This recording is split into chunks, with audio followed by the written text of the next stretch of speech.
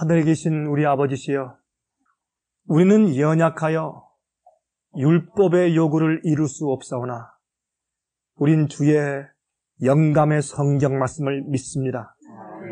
우리에게 은혜를 베푸시고 죄의 능력보다 더 강하신 복음의 은혜를 지금 우리 마음속에 부어주셔서 성령으로 우리 마음을 채워주시고 다스려 주심으로 승리케 하시옵소서. 우리가 죄가 있는 곳에 은혜가 더 충만하게 하시고 그 능력으로 의롭게 살게 해 주시옵소서. 우리가 하나님의 영광을 위해 살게 해 주시며 우리가 이 세상에 이렇게 타락하고 강포가 심하고 불의한 세상에 옛날 모든 주의 명령을 순종하고 굴복하는 노아처럼 우리도 이 세상에 표징이 되게 해 주시옵소서. 주님이시여 사인이 되게 해주셔서 하늘이 보고 사람들이 볼 때 이곳에 구원이 있고 이곳에 주님의 구속의 역사의 능력이 있다고 말하게 해주시옵소서. 주님이여 저희를 구원하시되 매일매일 은혜를 충만하게 베풀어 주시옵소서. 예수 그리스도의 거룩하신 이름을 의지하여서 간절하게 기도합니다. 아멘.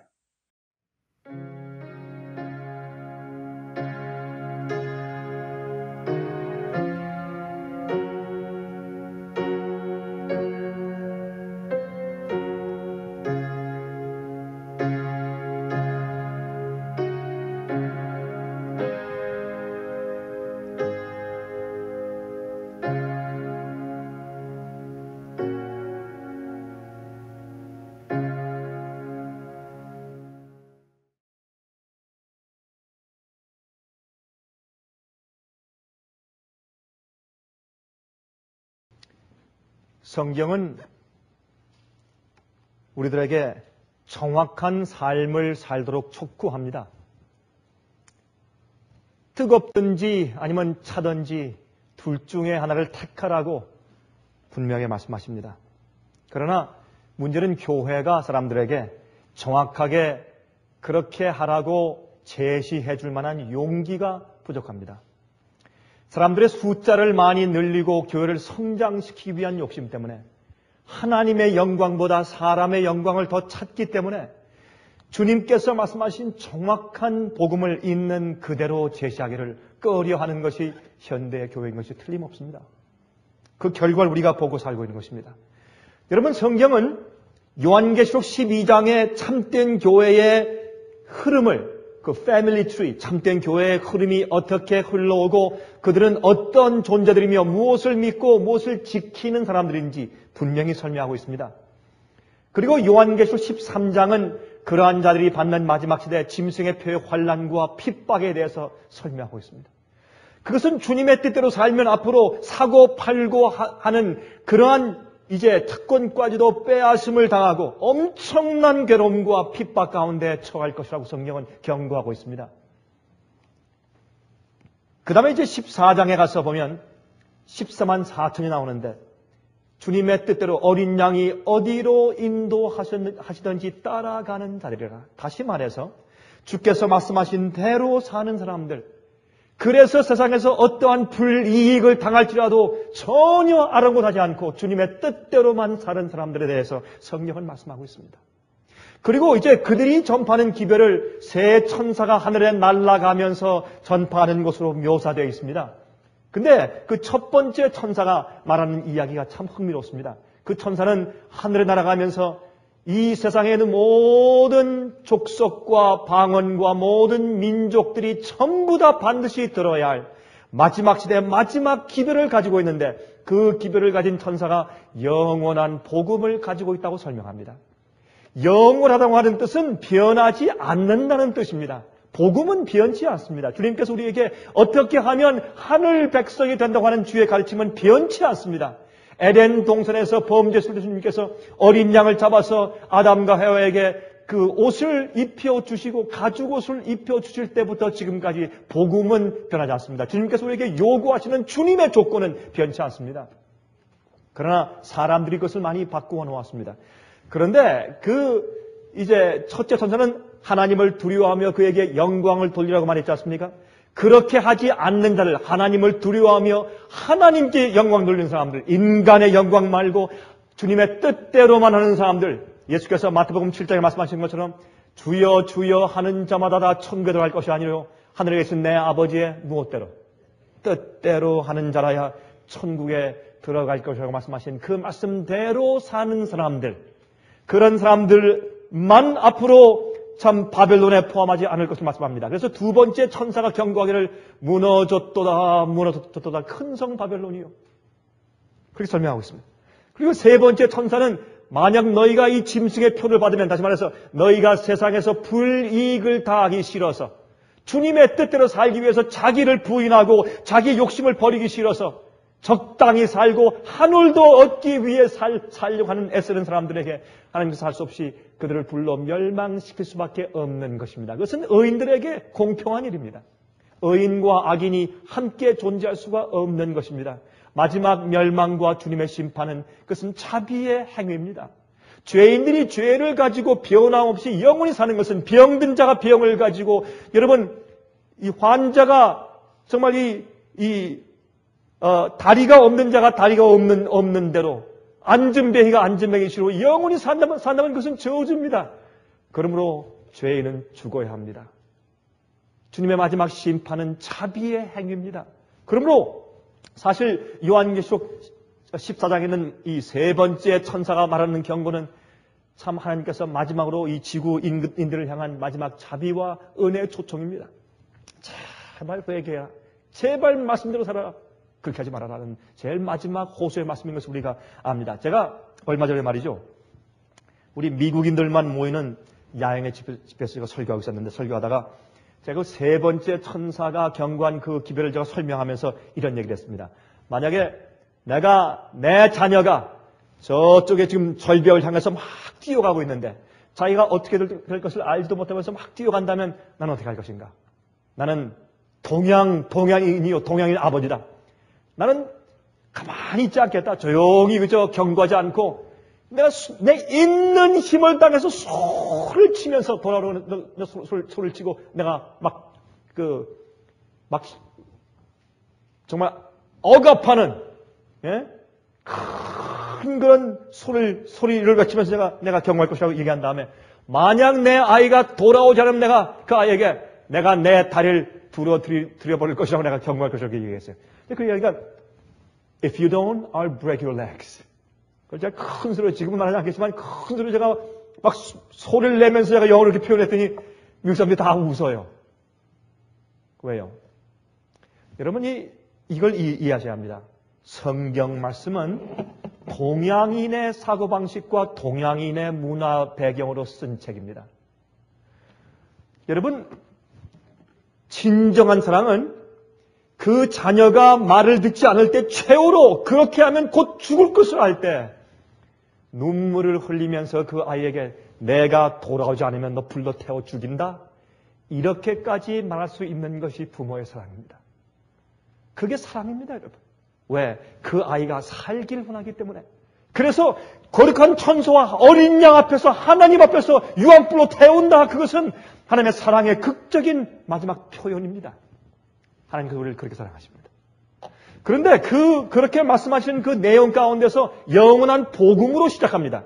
오늘날 세상에 하나님께서 말씀하신 복음이 잘못 바뀌어져 있습니다. 거짓 복음이 퍼져 있습니다. 잘못된 이해가 되어 있습니다. 그래서 제가 지난 시간과 이번 시간에 참된 십자가의 도에 대해서 모든 교파 교인들이, 장로 교인들이든지 성결교인이든지 감리교인이든지 침례교인이든지 천주교인들이든지 어떤 교회 교인들이든지 이 말씀을 들으면 아주 보편적으로 이해할 수 있는 말을 가지고 제가 성문화해서 제가 설명하고 있는 것입니다. 여러분, 저는 이 일을 위해서 제 마음 가운데 부담이 있습니다. 오늘날 많은 교회 교인들이 각가지의 여러 가지 모양의 복음을 듣지만 정말 하늘에 갈 수 있고 영원히 살 수 있는 복음은 한 가지밖에 없기 때문에 그것을 우리가 성문화해서 발표하는 것이 아주 중요하다고 생각을 해서 이 말씀을 좀 드리는 것입니다. 자, 참된 십자가의 도 제 2부를 좀 설명을 좀 드리겠습니다. 우리 지난 시간에 말씀드린 것을 우리 잠깐 동안 복습해 보도록 하십시다. 마태복음 16장 24절을 말씀하기를, 이에 예수께서 제자들에게 이르시되 이 아무든지 나를 따라오려거든 자기를 부인하고 자기 십자가를 지고 나를 쫓을 것이냐 하였습니다. 여러분, 예수님께서 우리에게 말씀하시는 분부는 절대로 쉬운 것이 아닙니다. 여러분, 우리는 만약 인간적으로 누구나 거듭난 자나 거듭나지 않은 자나 누구나 할 수 있는 방법으로 살라고 말씀하신 것이 아닙니다. 예수님께서 우리에게 말씀하신 분부는 어려운 것입니다. 누가 여러분들에게 주님을 믿고 따르는 것을 장미꽃밭이라고 말했습니까? 그런 적이 없습니다. 성경은 주의 뜻대로 사는 길은 엄청나게 어려운 길이요, 십자가를 지는 길이요, 내가 원하고 내가 욕구하는 것을 버리고 부인하는 길이요, 세상을 포기하는 길이요, 죽기 위해서 십자가를 지고 따라가는 고난의 길입니다. 언제 여러분들에게 주님을 믿는 길을 쉽고 평안한 길이라고 말했습니까? 주님을 믿는 길을 세상에서 축복받고 행복한 길이라고 누가 가르쳤습니까? 그것은 거짓 복음입니다. 잘못된 것입니다. 그러나 거듭난 자가 주의 말씀대로 살면 그렇게 행복할 수 없고 기쁠 수 없고 평안과 즐거움이 있을 수가 없습니다. 이것은 거듭난 자가 따르는 길이지 거듭나지 않는 자에게는 지겨운 길인 것입니다. 그러므로 주님께서 분부하시는 길은 주님 구원 받을 자와 받지 못할 자의 마음을 갈라놓는 길인 것을 우리가 알 수 있다 그 말입니다. 여러분, 예수를 따르는 길은 십자가를 지는 길입니다. 십자가를 지는 것은 기꺼워하는 마음으로 하나님을 사랑하고 주님을 위해서 주의 영광을 위해서 살고 싶은 거듭난 심정이 없는 자에게는 지겨운 길이요, 따를 수 없는 길이요. 그래서 거듭나지 못한 자들과 거듭나지 못한 지도자들이 교회에 많이 있기 때문에 복음을 타협해서 낮추어 놓은 것입니다. 그건 잘못된 것입니다. 오늘 비디오를 보고 있는 분들도 이 말씀을 충실히 마음 가운데 이해하시길 부탁을 드립니다. 여러분, 누가복음 9장 23절과 26절에 말씀했습니다. 또 무리에게 이르시되 아무든지 나를 따라오려거든 자기를 부인하다 하고 얼마 1년에 한 번씩이요?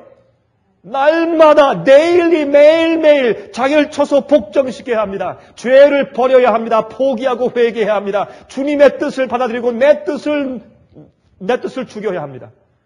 매일 그것을 해야 합니다. 날마다 제 십자가를 지고 나를 쫓을 것이니라고 말씀했습니다.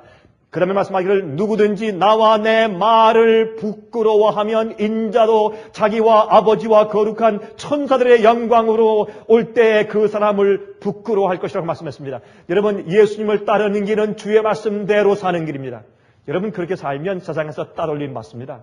세상에서 일반적으로 환영을 받지 못합니다. 그러나 주님을 인정하고 주의 말을 인정하며 이 땅에 살 때 주님께서 하나님과 천사들 앞에서 우리 이름을 인정하시는 것입니다. 우리가 주의 명령과 주의 뜻대로 사는 것이 이 세상에서 좀 불편하기 때문에 그것을 부인하면 주님께서 하늘 천사 앞에서 우리 이름을 부인하실 것이라고 성경을 말씀하고 있습니다. 하늘에 갈 수 있는 자들은 십자가를 지고 매일 주님을 따르는 자들이라고 성경을 말씀하고 있습니다. 여러분, 그래서 예수께서는 사람들에게 자기를 따르라고 부르실 때 결코 쉬운 길을 제시하지 않으셨습니다. 그러나 거듭난 자는, 주님을 사랑하는 자는 이 길을 기쁨으로 갈 수가 있다 그 말입니다. 주님은 우리가 지금 전도할 때 사람들에게 말하기를 꺼리는 것들을 서슴없이 말씀했습니다. 그러나 오늘날 교회는 교회를 성장시키고 사람들의 비유를 맞추기 위해서 아주 부드러운 말로 타협해 놓은 것을 볼 수가 있습니다. 예수님은 그렇게 말씀하지 않았습니다. 오늘날 현대 그리스도인들 지도자들에게는 예수님의 길을 제시할 수 있는 용기가 없으며 또한 현대 그리스도인들에게는 십자가의 길을 따라갈 수 있는 도덕적인 담대함이 너무나 부족한 것이 사실입니다. 자, 제가 지난 시간에 말씀드린 자기 자신의 영성을 측량하기 위한 질문들을 한번 다시 살펴보도록 하십시다. 여러분, 우리가 내 마음 가운데 정말 내가 신앙이 있는 사람인지, 내가 정말 예수를 믿는 사람인지, 내 마음속에는 영성의 척도를 어떻게 측량할 수 있는가, 이 7가지 질문을 해보면 됩니다. 여러분, 성경을 얼마나 많이 아느냐, 얼마나 성경을 잘 가르치느냐, 설교를 잘하느냐, 그것이 아닙니다. 우리 마음, 내가 정말 믿음이 있고 내가 주님을 사랑하는가는 이 신앙의 척도는 다음에 질문을 보고 갈 수 있습니다. 내가 가장 원하는 것은 무엇인가? 여러분, 무엇을 가장 원하십니까? 무엇을 하고 싶으십니까? 두 번째, 내가 가장 많이 생각하는 것은 무엇입니까? 여러분들이 조용히 있을 때 무엇을 가장 많이 생각을 하십니까? 세 번째, 나는 내 돈을 어떻게 쓰는가? 여러분이 가지고 있는 주님께서 허락하신 돈을 여러분들은 어디에 쓰십니까? 여러분 한번 가격을 보십시오. 무슨 일에 가장 많이 돈을 쓰십니까? 네 번째, 나는 여가를 어떻게 보내는가? 시간이 있을 때 시간을 어떻게 선정하십니까? 여러분의 취미가 무엇입니까? 그것이 내가 정말 주님을 사랑하고 내가 신앙이 있는 사람인지 없는 사람인지 알게 하는 질문입니다. 다섯 번째, 나는 어떤 사람들과 어울리는가? 사람들은 끼리끼리 어울립니다. 여러분들은 정말 거듭나고 주님을 사랑하며 거룩해지려고 애쓰는 사람들과 사귀기를 좋아하십니까? 여섯 번째, 나는 누구를 존경하고 어떤 것에 열광하는가? 한번 가만히 생각해 보시기 바랍니다. 일곱 번째, 나는 무엇을 보고 웃는가? 여러분들 어떤 것을 보고 웃습니까? 세상의 사람들이 웃는 비열한 농담을 보고 웃습니까? 비열한 프로그램 보고 웃습니까? 여러분이 어떤 것이 여러분을 즐겁게 합니까? 이것이 바로 우리 마음의 영성을 측량하기 위한 질문들입니다. 자, 오늘 우리 주제에 들어가 보도록 하십니다. 오늘은 제가 이 성화 문제에 대해서 좀 말씀을 드리려고 했습니다. 현대 그리스도인들은 신앙생활의 세월이 약이라고 생각을 합니다. 여러분들 들으실 때 좀 이런 표현들은 좀 너무 일반적인 것 같지만 이것이 보통 그리스도인들이 이해하는 그런 표현들입니다. 많은 사람들은 그리스도인들이 신앙생활의 세월이 약이라고 생각해요. 약이라고. 무슨 뜻이겠습니까? 이런 말입니다. 죄를 서서히 해결해 나가는 것이라고 착각하고 살고 있습니다. 아닙니다. 성경에 우리가 구원받고 어떻게 우리가 의롭게 될 수 있는가를 설명하는 것은 유일한 그런 실물 교훈은 성소봉사 제도 아닙니까? 성소제도인데 성소제도에서 우리가 사실 성소뜰에 들어오면 양에게 손을 얹고 우리가 죄를 고백합니다. 그래서 우리의 죄를 한꺼번에 내가 알고 기억하는 모든 죄를 전부 고백하고 회개하고 죄를 그 자리에서 몽땅 다 포기하는 것입니다. 죄는 서서히 포기하는 것이 아닙니다. 죄는 한꺼번에 다 포기하는 것입니다. 우리가 죄를 다 회개하고 다 버리든지 아니면 안 하든지 둘 중에 하나지 내가 90% 하고 10% 내년에 하고 이런 것은 없다 그 말입니다. 죄는 전부 포기해서 회개해서 버리든지 아니면 안 하든지 둘 중에 하나밖에 없는 것입니다. 두 번째 보십시다. 지금 우리가 알 수 없는 것도 시간이 지나면 다 알게 될 것이라는 착각 속에 빠져서 세월이 약이라는 말에 의지합니다. 아닙니다. 아닙니다. 여러분, 지금 우리가 이해하지 못하는 것을 앞으로 이제 시간만 지나면 자연히 이해될 것이다. 아닙니다. 오늘 구원이라고 말씀하신 오늘 내가 진리를 이해하기 위해서 내 마음과 시간을 바쳐야 할 것입니다. 자연히 시간이 지나면 점점 자라날 것이 아니라 그 말입니다. 또 세 번째 보십시다. 시간에 대한 우리의 오해들 중에서 말이죠. 가장 유해한 해로운 것이 있는데 그것은 우리의 성품을 완전하게 만들어주는 신비로운 힘이 시간에게 있다고 착각하는 것입니다. 자연히 시간만 지나면 그저 교회 그저 다니면 돼. 계속 찬송하고 따라서 해. 계속 기도하고 그러면 자연히 말씀 듣고 하면 자연히 변하게 돼 있어. 아닙니다. 그건 착각하는 것입니다. 그래서 어떤 그리스도인들이 전혀 그리스도인답지 않게 행동하는 것을 보면 세월이 흐르면 그가 언젠가 거룩한 사람으로 변할 것이라고 믿는 것입니다. 다시 말해서 바보를 현인으로 죄인을 성자로 만드는 것은 시간이 아니고 변화인 것입니다.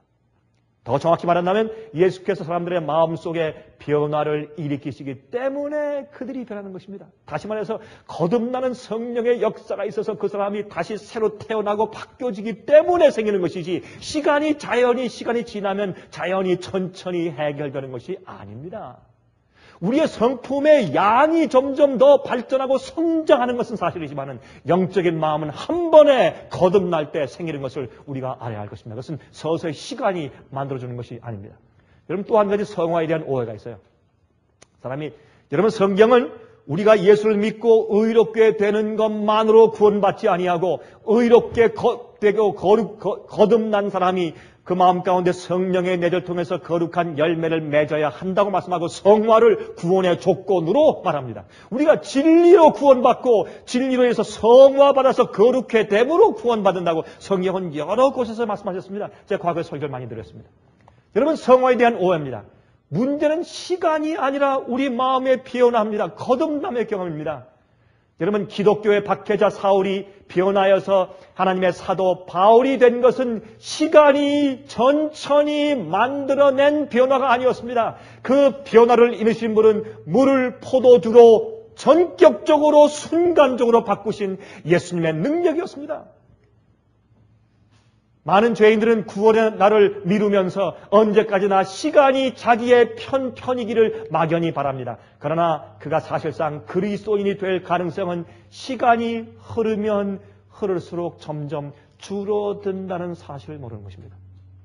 여러분 기억하십시오. 우리가요 성령께서 우리 마음 가운데 말씀하실 때 그때 즉시로 응답하고 즉시로 굴복하여 주 앞에 무릎 꿇지 아니하면 그 마음이 점점 더 완악해지기 때문에 사실 그 마음이 거듭나고 변화되는 것은 시간이 흐르면 흐를수록 가능성이 점점 줄어든다는 사실을 기억하십시오.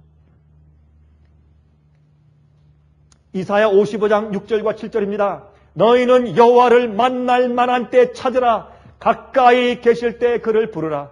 악인은 그 길을 불의한 자는 그 생각을 버리고 여호와께로 돌아오라. 그리하면 그가 긍휼히 여기시리라. 우리 하나님께로 나아오라. 그가 널리 용서하시리라. 여러분 이 용서하신다는 말 가운데 말이죠. 그저 용서한다는 말이 그저 우리 죄를 씻어준다는 말이 아니에요. 용서는 죄를 씻을 뿐더러 기록책에서 씻을 뿐더러 우리 마음속에서 씻어서 우리 양심을 변화시켜서 거듭나게 해서 옛날에 싫어하던 것을 좋아하게 하고 옛날에 살아가는 것을 미워하게 만드는 거룩한 능력을 베푸는 것입니다. 용서는 우리를 회복시키시는 하나님의 구원의 역사를 말하는 것입니다. 용서는 그저 우리 잘못된 것을 씻어주시는 그저 기록을 지어주는 것에 그치는 것이 아닌 것을 우리가 알아야 할 것입니다. 요한복음 3장 3절부터 7절까지 말씀했습니다. 예수께서 대답하여 가라사대 진실로 진실로 내게 이르노니 사람이 거듭나지 아니하면 하나님 나라를 볼 수 없느니라. 여러분, 제일 먼저 우리 마음 가운데 거듭나지 아니하면 진리가 안 보입니다. 그래서 거듭난 마음이 없이 교회 10년, 20년, 30년 다녀도 전혀 의에 대해서 진리에 대해서 이해하지 못하는 것은, 그래서 어린아이 같은 그런 말을 해 주어야 그저 이해하는 것은 바로 거듭난 마음이 없어서 그렇습니다.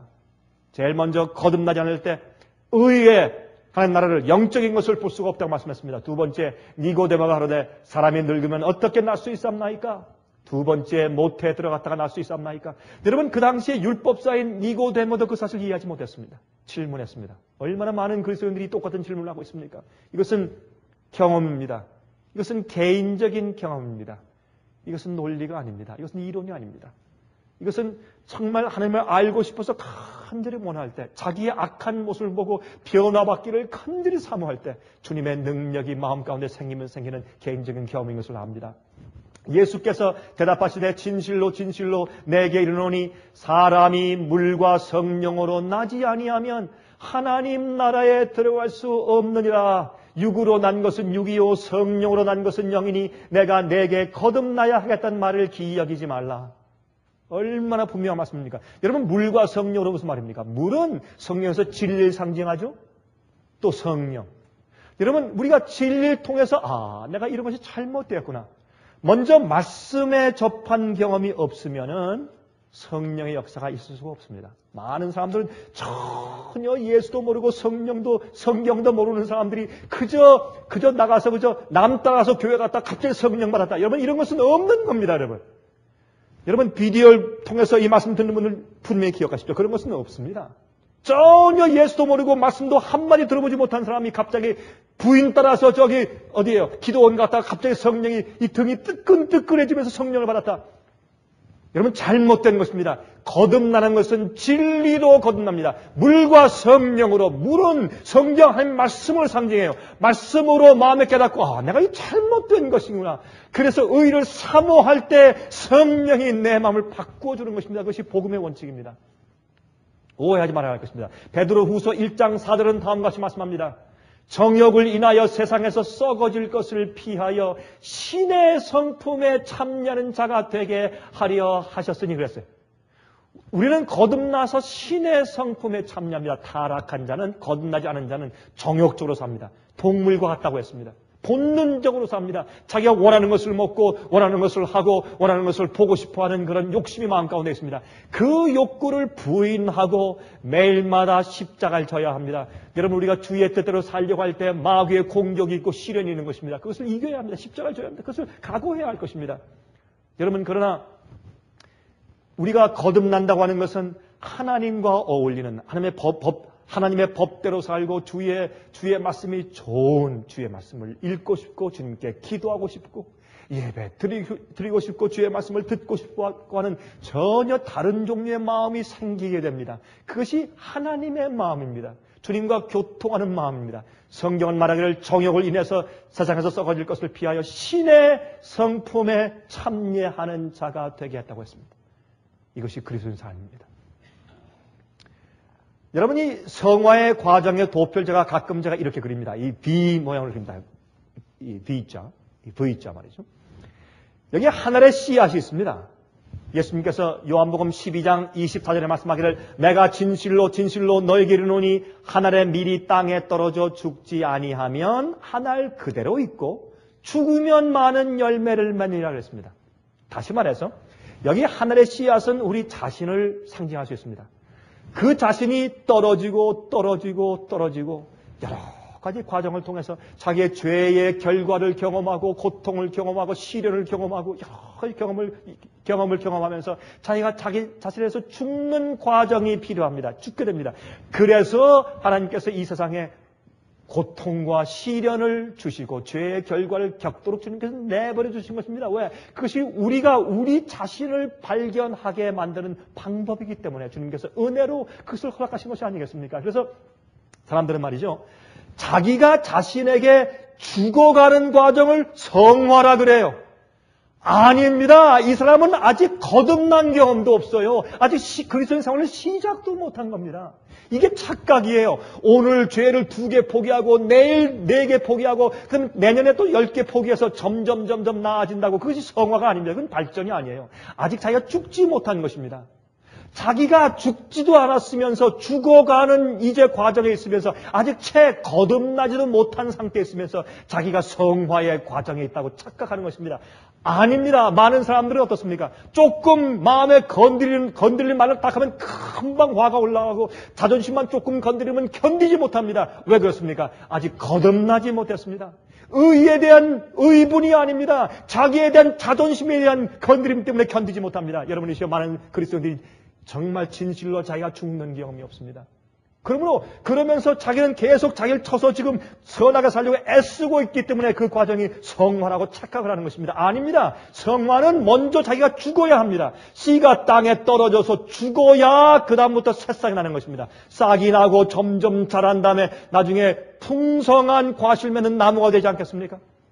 그러므로 성화는 자기가 거듭나고 죽고 새로운 사람으로 주 안에서 거듭나서 새로운 욕구가 생기고 새로운 그런 영이 생겨서 거듭난 다음에 새싹으로 시작하는 경험을 성화라고 합니다. 이것은 일생과업으로 계속해서 영적으로 발전하고 성령의 열매가 점점 더 풍성하게 맺히는 것입니다.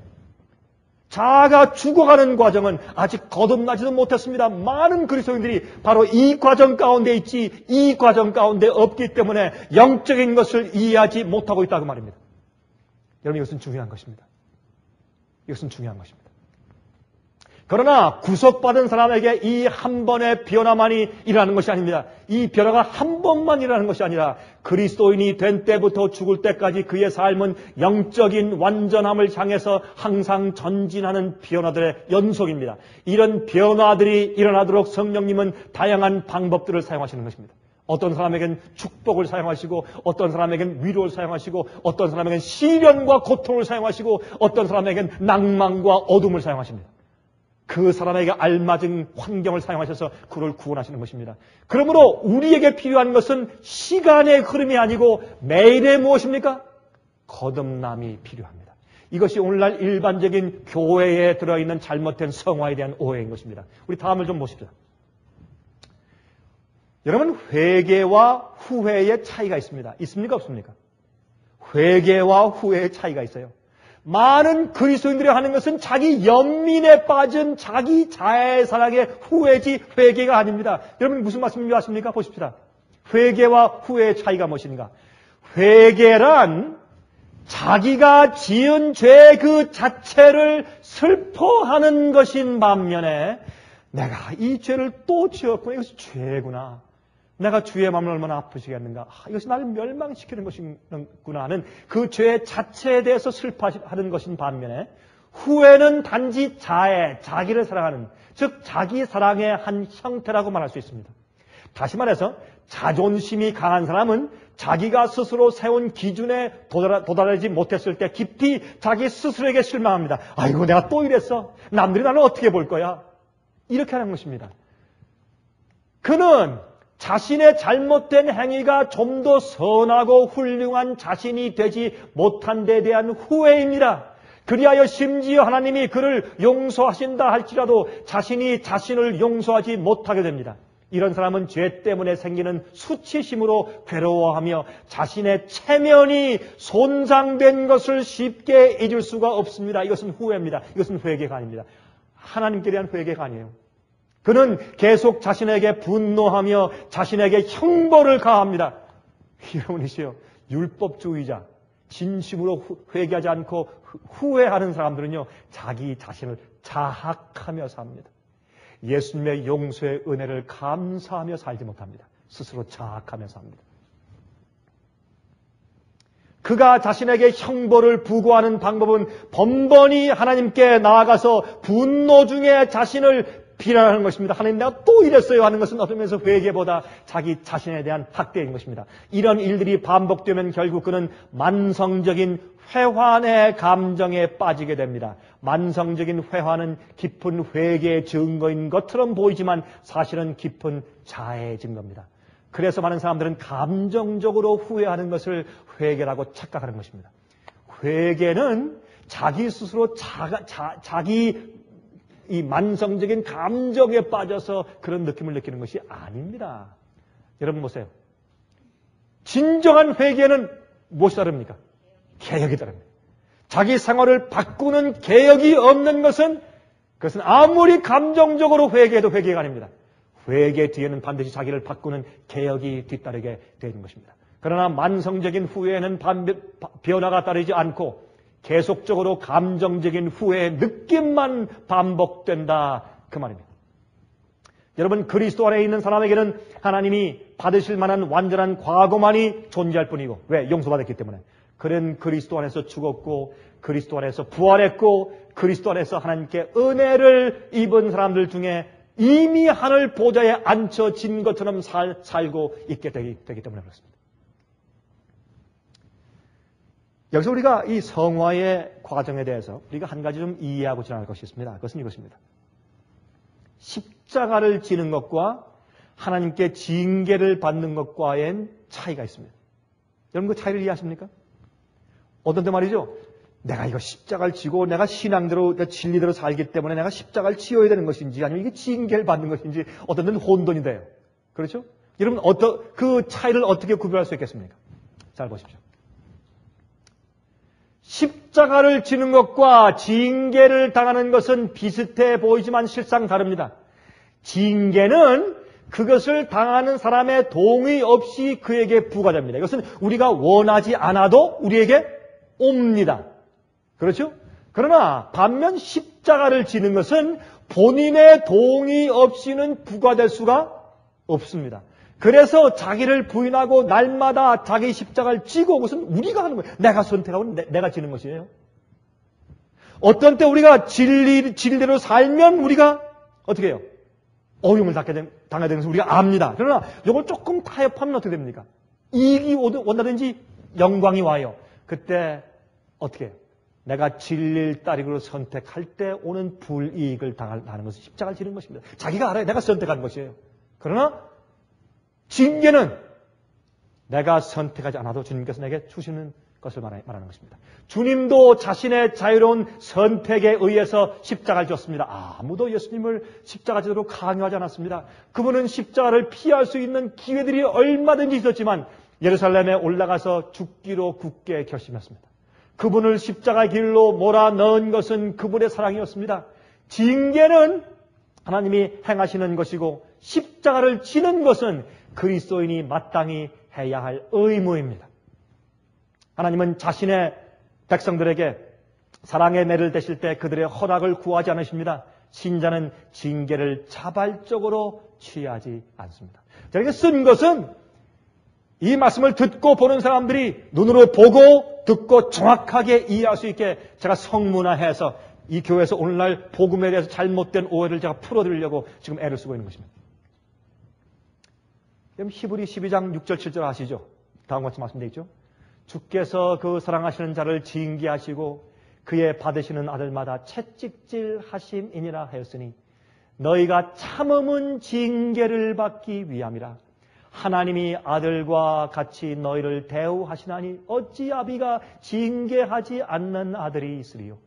주님께서 우리를 사랑하셔서 구원하시려고 계획하신다면 주님께서 가끔 우리를 징계하지 않으시겠습니까? 그 당연한 얘기 아니겠습니까? 우리가 원하지 않는데 찾아오는 십자가는 그래서 없습니다. 반면 징계는 원하지 않는데도 찾아옵니다. 아무든지 나를 따라오려거든 자기를 부인하고 자기 십자가를 지고 나를 쫓을 것이니라고 말씀을 한 데서 우리가 알 수 있듯이 말입니다. 십자가를 지는 것은 의지적인 선택의 결과입니다. 그리스도의 십자가는 무엇을 의미합니까? 그것은 그가 그리스도에게 온전히 순종하여 따를 때에 그에게 닥치는 고난을 의미합니다. 그게 십자가를 지는 것이에요. 간단하죠? 이해가? 우리가 주님에게 온전히 진리대로 순종해서 따를 때에 우리에게 닥치는 고난을 가지고 십자가라고 표현해요. 성경은 순종의 길에는 반드시 십자가가 서 있다 그 말입니다. 이렇게 설명하면 아마 더 이상 오해가 없을 것이라고 생각이 됩니다. 적어도 이 말씀을 듣는 자들에게는 오해가 앞으로 없을 것이라고 생각이 됩니다. 여러분, 그러므로 잘 들어보십시오. 그러면 십자가가 우리가 진리에 대해서 순종하는 순종의 길에서 발견된다면 징계는 어디에서요? 어디에서요? 불순종의 길에서 발견되게 됩니다. 자, 이제 십자가와 징계의 차이를 이해하시겠습니까? 그러므로 하나님은 온전히 순종하는 자녀를 결코 징계하지 않으십니다. 하나님께 매를 맞아 아플 때 우리가 잠시 옳은 길에서 벗어나 있다고 느껴야 합니다. 반면 십자가의 고통을 느낀다는 것은 우리가 옳은 길에 있음을 말해줍니다. 그러므로 여러분 주님을 잘 믿으려고 애를 쓸 때 오는 어려움들은 십자가입니다. 많은 그리스도인들이 참 이상하다. 내가 주님의 뜻대로 살려고 결심할 때가 되면 더 어려운 일이 생긴다. 당연한 것입니다. 그게 주님을 따라 사는 길입니다. 그러나 그 속에서 이 세상이 이해할 수 없는 평안을 느끼고 경험하는 것이 바로 이 거듭남의 축복인 것을 알고 있는 것입니다. 반면 그러나 우리가 어디에 있든지 간에 하나님 아버지의 사랑은 조금 더 변치 않는 것을 우리가 이해해야 할 것입니다. 어느 편에 있든지. 자, 그러면 말이죠. 우리가 십자가와 우리가 받는 징계와의 구별 방법이 무엇인가? 우리 좀 보도록 하겠습니다. 어떤 것을 보고 우리 구별할 수 있을 것인가? 이에 대한 답변은 간단합니다. 고난이 닥칠 때 말이죠. 어떤 어려움이 올 때, 고난이 닥칠 때 우리는 그것이 내가 선택한 것인지 아니면 내 의지와 상관없이 외부로부터 닥친 것인지를 구별하면 됩니다. 어렵지 않죠? 우리에게 좀 어려움이 생겼다. 고난이 왔다. 무슨 어떤 문제가 생겼다 할 때 이것이 현재 내가 선택하고 내가 결정해서 따른 어떤 진리 때문에 온 것이냐? 아니면 전혀 내 행위와 내 선택과 아무런 상관없이 그냥 내가 온 것인가? 그것을 보면 이것이 내가 져야 할 십자가인지 아니면 주께서 나를 채찍질 하시는 것인지 우리가 알 수가 있습니다. 주님은 나를 인하여 너희를 욕하고 핍박하고 거짓으로 너희를 거스려 모든 악한 말을 할 때에는 너희에게 복이 있나니 라고 마태복음 5장 11절에 말씀하셨습니다. 이것은 복된 고난이 우리의 자발적인 선택에 의한 것임을 말해줍니다. 그렇죠? 이것은 정말 아름다운 고난입니다. 다시 말해서 우리가 그리스도와 그분의 의를 위해서 고난을 선택할 때 그 고난이 복되다는 뜻입니다. 그러나 만일 우리를 향한 사람들의 비난이 근거 있는 비난이면 어떤 사람들은 말이죠. 사람들한테 욕먹는 것이 제가 볼 때 그 사람은 그런 욕먹어도 싸요. 당연합니다. 그러나 그것을 핍박이라고 생각하고 고난의 십자가라고 생각합니다. 아닙니다. 우리가 구분할 수 있어야 합니다. 만일 우리를 향한 사람들의 비난이 근거 있는 비난이라면 우리의 고난은 복된 것이 아닙니다. 우리가 당연히 당할 징계를 당하면서도 그것을 십자가라고 믿는 것은 자신을 속이는 것입니다. 그러므로 징계의 고통에 대해서는 기뻐할 것이 아니라 회개해야 할 것이라 그 말입니다. 이렇게 우리가 성문화해서 설명해 주면 사람들이 이제 앞으로 이 복음에 대해서 성화에 대해서 오해가 없을 것이라고 생각이 됩니다. 이제 물어보십시다. 우리 다음 장으로 지나가기 전에 여러분들이 요즘에 여러분 생활에서 개인적으로 당하시는 고난들이 주로 어떤 종류의 것들입니까? 손을 한번 들어볼까요? 그냥 진행하십시다. 근데 문제는 제3의 고난이 있습니다. 제3번째 3의 고난을 설명해 주어야 오해가 풀립니다. 제3의 고난은 뭐냐면 이 두 가지 고난 중에 어느 한쪽에도 속하지 않는 제3의 고난이 있는데 이것은 징계의 고통처럼 우리를 바로 잡으려는 목적에서 닥치는 고난도 아니고 우리가 그리스도의 뜻대로 사느라고 당하는 고난도 아닙니다. 이것은 자연적인 것이며 육신을 가지고 살아나가노라면 누구나 당할 수밖에 없는 그런 고난들입니다. 자동차 사고, 핍박입니까? 아닙니다. 하나님의 징계입니까? 아닙니다. 예? 또 뛰어가다가 돌에 걸려 넘어져서 무릎이 까졌습니다. 핍박입니까? 십자가를 지는 것입니까? 아니면 징계입니까? 아닙니다. 제3의 고난입니다. 여러분, 잘못 남한테 구워주지 말아야 될 돈을 남에게 잘못 구워줘서 그 사람이 그걸 가지고 나가서 도박해서 다 날려버렸습니다. 여러분, 돈을 잘못 쓴 것입니다. 그것은 징계입니까? 아닐 수 있습니다. 여러분이 잘못 여러분의 선택 때문에 생긴 제3의 고난이 그저 여러분이 이 세상에 살면서 생기는 자연적인 고난들입니다. 여러분 이 세상에 살면서 자연적인 고난들이 많아요. 그것을 마치 우리가 하늘에서 오는 징계나 핍박으로 오해할 수 있습니다. 그렇게 하지 마십시오. 여러분 십자가를 지는 것은 주님을 위한 의를 위해서 핍박받는 것은 진리를 선택할 때 오는 불이익들입니다. 징계는 내가 잘못했을 때 주님께서 나를 바로잡기 위해서 꾸짖으시는 것입니다. 그러나 또 많은 경우에 제3의 고난들이 많이 있습니다. 제3의 고난들을 하면서 자꾸 이 첫 번째나 두 번째 속하게 하려고 자꾸 애를 쓰지 마십시오. 있는 그들을 받으십시오. 여러분이시여. 그래서 사실 우리가 하나님, 이 세상에 일하는 모든 어려운 일들을 전부 다 하나님과 연관시키려고 애를 쓰지 마십시오. 우리 잘못이 참 많이 있는 것을 우리가 알 수 있습니다. 자, 우리 한 가지 중요한 것이 있습니다. 이 성화에 대해서 이해할 때 교리가 진리가 되는 순간이 언제일까요? 언제 많은 그리스도인들이 마음 가운데 성경에 대한 가르침을 알고 살고 있습니다. 성경에 대한 가르침, 다시 말해서 교리를 알고 살고 있어요. 그들 마음 가운데. 그렇지만은 그것이 자기 마음 가운데 진리가 안 됩니다. 그러면 교리가 성경의 가르침에 대한 이 지성적인 이해가 언제 내 마음 가운데 진리가 됩니까? 내 마음을 거듭나게 하고 내 마음을 변화시키고 내 마음에 정말 하나님께 나아가게 내 마음에 능력을 주는 진리가 되게 하는 그 커넥션, 그 다리가 무엇이냐 말입니다. 이리 한번 보십시다. 교리가 진리가 되는 순간이 어떤 순간인가? 언제 신학적 교리가 그것을 받아들인 사람에게 생명을 주는 진리가 되냐 말입니다. 그것은 순종이 시작될 때입니다. 그래서 성경을 말씀하기를 내가 나를 사랑하느냐? 내가 나를 사랑하면 내 무엇을 지키라? 계명들을 지키라. 너희가 나를 사랑하면 내 계명을 지키라. 그래서 그 말씀을 하신 것입니다. 여러분 우리가 주의 말씀을 듣고 깨닫고 감사합니다 주여 하고 그 말씀을 순종해 나가서 내 발을 순종의 길로 한 발짝을 떼어내올 때 더 이상 그것은 교리가 아닙니다. 그것은 진리지. 내 속에 나를 변화시키는 주님의 능력에 생명을 주는 진리가 되는 것입니다. 우리의 의지가 그리스도를 주로 인정하고 헌신하겠다고 동의할 때에 드디어 구원하는 사역을 시작하게 됩니다.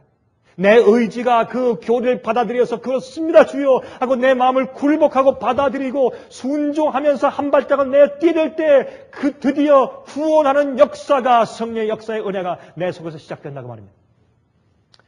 여러분 1900년도 초기에 헬라어의 권위자요 미국의 신학자였던 로버슨 박사는 그의 책 신약 원어 대해설책에서 이렇게 말했습니다. 우리는 머리로만 아는 지식과 하나님의 뜻을 행하려는 의지를 구별해야 된다. 다시 말해서 우리는 머리로만 아는 우리 머리에 어떤 성경 교리, 지식으로 남아있는 것과 또 하나님의 뜻을 행하려는 의지를 구별해야 된다. 잘 들어보세요. 참 이렇게 분명 말씀하셨어요. 이 원어를 해석하는 분이 들어보세요. 진리에 복종하는 사람만이 진리를 이해할 수 있는 것이다. 많은 그리스도인들이 진리를 몰라요. 왜? 진리를 따라 사는 생활을 살지 않으면 진리를 모르는 것이에요. 그래서 그들은 바리새인이요. 그래서 그들은 아직까지 거듭나지 못하고 회개하자는 세리요. 여러분 이방인들과 똑같은 마음을 가지고 세상에 사는 것입니다. 교인들인지 서양 사람인지 비즈니스 할 때 똑같이 싸우고 똑같이 경제하고 똑같이 욕심부리고 차이가 없는 것입니다. 왜? 그들이 진리를 알지만 진리를 따라 살기 위해서 거듭나고 의지로 선택한 경험이 없기 때문에 그렇습니다. 순종할 때 진리에 복종할 때 드디어 우리가 진리를 이해할 수 있는 것입니다. 그것이 헬라어 원어의 가르침입니다. 헬라어 원어가 아니죠. 주의 말씀이죠. 성경이 그렇게 말씀하고 있다고 말합니다. 그러나 안타깝게도 오늘날 일반적인 복음주의적 성경학자들은 이 해석이 너무 혁명적이라 마음을 불편하게 한다고 생각하며 무시합니다. 그래서 교회가 타협하고 타락하고 있다고 말입니다. 여러분 제가 말씀드렸죠 이미 열처녀의 비유 가운데서 슬기로운 처녀들은 어떻게 했습니까? 여러분 여기에 이 등잔들은 자기들이 만든 것이 아닙니다. 결혼하는 그 주체 측에서 등잔을 만들어서 기름을 부어서 그들에게 주었어요. 그것을 들고 있기 때문에 등잔은 자기 것이 아니에요. 그러나 슬기로운 처녀는 그 등잔에 있는 기름이 떨어질 때 넣기 위한 자기의 기름들을 여기 어떻게 해요? 자기의 기름들을 이렇게 그릇에 담아가지고 갔어요. 그들을 슬기로운 처녀라고 말을 해요. 진리가, 교회가, 목사들이, 책이 그들에게 준 성경적인 가르침인 교리가 그들이 연구해서 회개하고 받아들여서 순종하게 되므로 성령의 기름이 되었을 때 우리가 슬기로운 처녀가 되는 것입니다. 예수님 오십니다. 예수님 좋게 오십니다. 그래서 교회의 역사를 살펴볼 때 교회의 부흥의 역사가 일어날 때마다 거기에는 항상 진리에 대한 순종함들이 있었습니다. 진리에 따라서 순종하지 않는 자들에게는 부흥도 없고 또한 그들 생각 가운데 개혁도 없는 것을 알 수 있습니다. 여러분 부흥의 본질은 무엇입니까? 정통적 신학을 이해하고 있는 사람들의 영적인 생활을 소생시키는 것이 부흥입니다. 성경 교리를 알고 있는 사람들에게 그 말씀대로 살 수 있도록 능력을 주는 것이 무엇입니까? 부흥입니다. 여러분 교리만 알고 있는 것은 죽은 자요. 죽은 자에게 생명을 넣어줘서 말씀대로 순종해 살 수 있도록 하는 것이 무엇입니까? 부흥입니다. 또한 그러므로 교회 목사들의 유일한 목적은 무엇입니까? 정통적인 신조를, 교회 교리를 알고 신조를 가지고 있지만 영적인 삶을 살지 않는 교회들을 각성시키고 부흥시키는 것이 목사의 할 책임입니다. 익히 알고 있는 교리들의 내적인 의미가 갑자기 그리스도의 마음에 깨달아진다면 그 사람에게 부흥은 이미 시작된 것이라고 말입니다. 다시 말해서 교리가 진리가 되는 순간입니다. 여러분이시여 말씀을 읽으십시오. 그리고 기도하십시오. 목사가 할 수 있는 일은 듣는 자들 마음 가운데 그렇게 하도록 격려하고 진리를 설득시키는 일밖에 할 수 없습니다. 그러나 여러분들이 기름을 준비해야 합니다. 교리된 말씀을 읽으며 주 앞에 기도하셔야 합니다.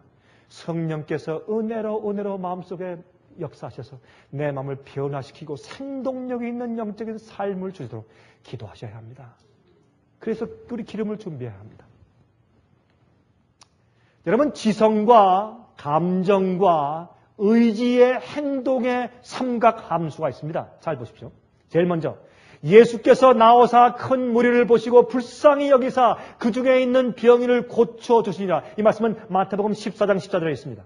자, 여기 예수께서 하신 것을 보세요. 이것을 볼 때 예수님도 완전히 하나님이시지만 온전히 또 인간 되셔 오셨어요.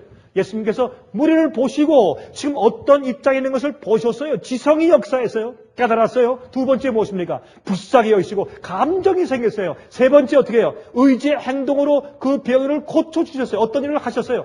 여러분 하나님께서 우리에게 이 두뇌를 주신 것은 이유가 있습니다. 이 뇌를 주신 것은.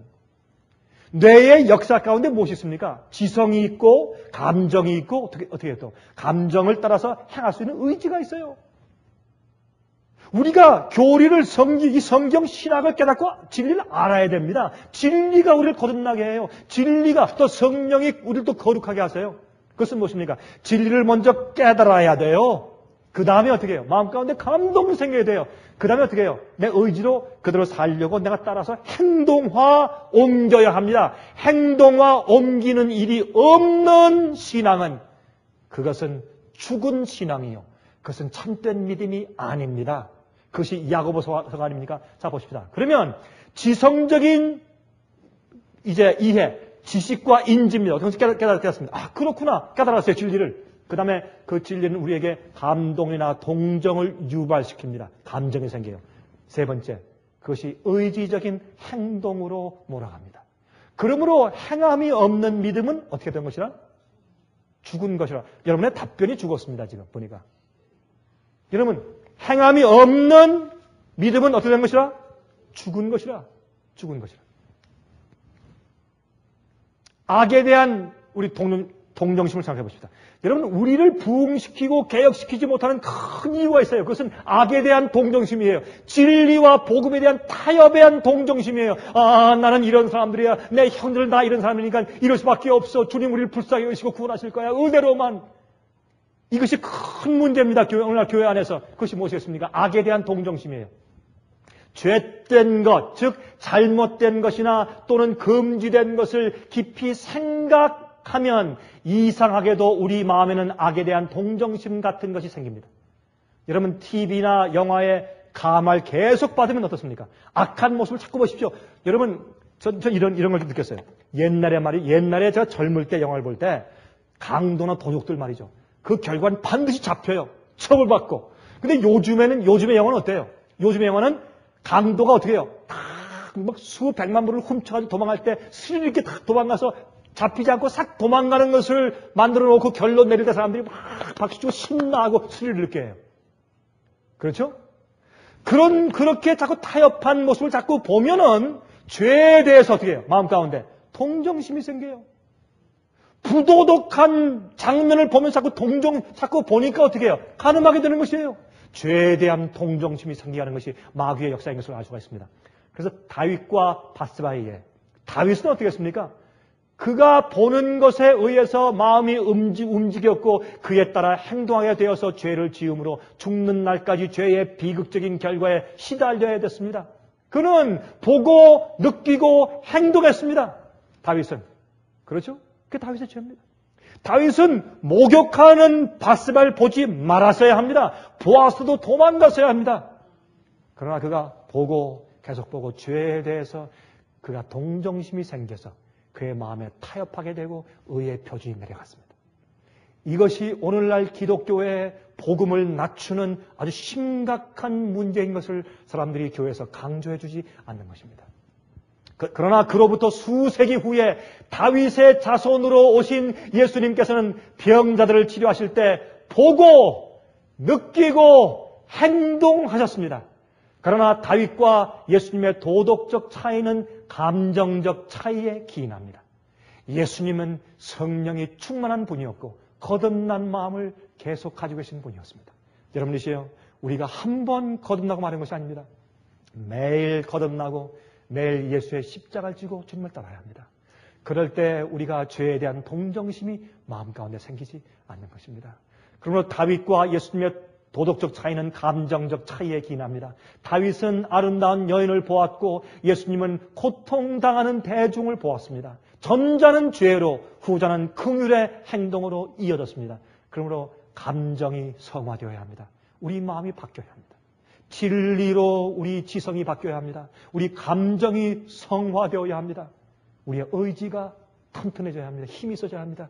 그것이 복음의 경험입니다.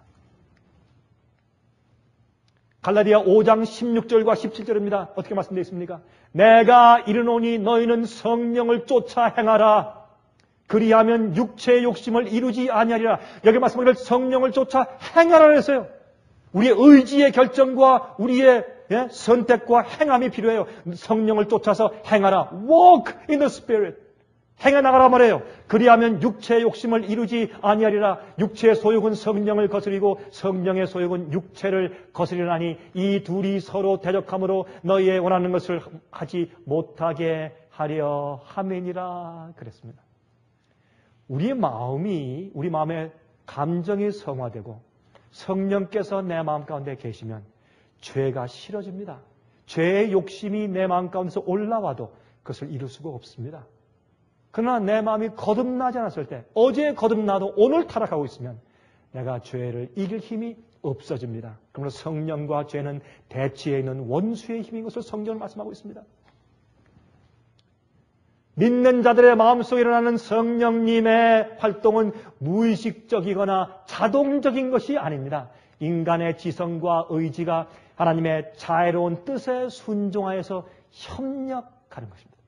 우린 노력해야 합니다. 죄를 이기기 위해서 노력해야 합니다. 기도하기 위해서 애써야 합니다. 말씀을 읽기 위해서 애써야 합니다. 우리의 노력과 하나님의 능력이 협력할 때 우리의 성화와 구원이 생기는 것을 성경은 말씀하고 있습니다. 어떤 이들은 신자가 거룩하게 되는 것은 말이죠. 마땅하다는 생각에서 자신의 노력으로 거룩하게 되려고 하다가 비참하게 실패합니다. 그런 사람들은 바리새인들입니다. 보십시오. 또 어떤 사람들은 영적으로 완전히 수동적인 상태로 자신을 몰아넣습니다. 그리고는 하나님이 자기의 성품을 온전히 거룩하게 하시기를 뒷짐지고 기다립니다. 언젠가 내가 교회 다니면 언젠가 되겠지. 주님께서 알아서 하실 것이야. 잘못된 생각입니다. 그리고는 하나님이 자기의 성품을 온전히 거룩하게 하시기를 기다립니다. 불가능한 것을 이루려고 애를 쓰거나 아무것도 하지 않고 가만히 기다립니다. 이런 것들이 또 다른 성화의 오해입니다. 그 잘못된 생각이에요. 성화의 과정에는 하나님의 역사와 인간의 협력이 병행해야 하는 것을 알아야 합니다. 우리가 주의 뜻대로 살기 위해서 애쓰는 것은 율법주의가 아닙니다. 성화는 그래서 계속적으로 주님의 뜻에 순종하여 살아나가는 과정입니다. 그것은 죄를 회개하고 거듭난 상태를 성령의 감화와 능력 하에서 계속 유지하여 나가는 과정을 말합니다. 회개한 것을 계속 유지하는 것입니다. 그렇죠? 그러므로 칭의는, 거듭난 것은 하늘나라에 들어가는 무엇이다? 표다, 티켓이다. 우리가 거듭났을 때 하늘은 우리 것입니다. 그러나 거기서 끝나는 것이 아닙니다. 성화는, 거룩하게 나아가는 우리의 과정은 하늘나라에 들어가 살기 위한 fitness, 즉 준비 과정입니다. 이 두 가지가 우리 구원에 다 필요한 것을 우리가 알 수가 있습니다. 그래서 요한계시록 22장 12절을 말씀합니다. 보라, 내가 속히 오리니 내가 줄 상이 내게 있어 곧 사람에게 그의 무엇한 대로? 일한 대로 갚아주리라. 일한 대로 갚아주리라. 이것은 공평한 것입니다. 이것은 의로운 것입니다. 이것은 주님의 심판의 의로움이 무엇을 기준으로 하는 것인지 이 성경은 분명히 우리에게 말씀해 주고 있는 것입니다. 여러분, 예루살렘에 가시면 통곡의 벽이 있습니다. 여러분, 통곡의 벽이라는 얘기를 많이 들어보셨죠? Wailing Wall. 저도 한번 가보았습니다. 가봤는데 그 유대인들이 말이죠. 랍비도, 군인들도, 학생들도, 남녀노소 불문코, 요만한 쪽지에 말이죠. 이게 뭐 자기 소원을 적어가지고, 기도를 적어가지고 와서 거의 큰 그 옛날 예루살렘 성전에서 다 파괴되고 남아있는 그 성전 그 남쪽 벽에 말이죠. 저런 틈바구니에 그것을 자기 소원을 다 이렇게 끼워놓고 와서 다 기도하고 있어요. 그건 무슨 기도하는 줄 아십니까? 하나님이시여. 왜 성경에 약속하신 메시아가 아직 안 옵니까? 하나님 빨리 메시아를 보내주십시오. 메시아가 벌써 왔다 갔는데 여러분이시여, 복음은 성경에 분명히 설명되어 있고 구원의 경험은 성경에 있으며 예수께서 왔다 가시고 곧 오실 때가 되었습니다. 그러나 얼마나 많은 사람들은 복음을 잘못 이해하고 잘못된 경험들을 하고 있습니까? 여러분이시여, 우리는 성경의 교리를 아는 것뿐만 아니라 진리가 되게 하십시다. 그리고 진리를 사랑하고 진리로 삶으로 당하는 분리, 주님의 뜻대로 살기 때문에 지는 십자가를 매일 지는 생활 살게 되시기를 간절히 바랍니다. 하늘에 계신 우리 아버지, 우리가 온 마음을 다해서 간절하게 간구합니다. 저희 속에 뿌려진 진리의 씨앗들이 교리로만 남아있는 것이 아니라 주의 성령의 감동으로 싹 터서 저에게 생명이 되는 진리가 되게 해 주시옵소서. 저희 마음속에 막고 있는 자기를 부인하지 않고 십자가를 지기를 싫어하는 것들이 주 앞에 깨어져서 주 앞에 굴복되게 해 주시옵소서. 이 말씀을 듣고 보는 주님의 백성들 가운데서 한 말씀도 진리를 거역하지 않게 해주시고 주님께 나아가서 순종하는 것이 기꺼운 그런 마음을 가질 수 있도록 축복하여 주시옵소서. 우리가 이 세상의 쾌락의 만족보다 진리대로 사는 즐거움과 화평을 택하게 하시며 세상의 번영보다 영원한 나라를 택하게 해 주시옵소서. 살아계신 예수 그리스도의 귀하신 이름을 받들어서 간절하게 기도합니다.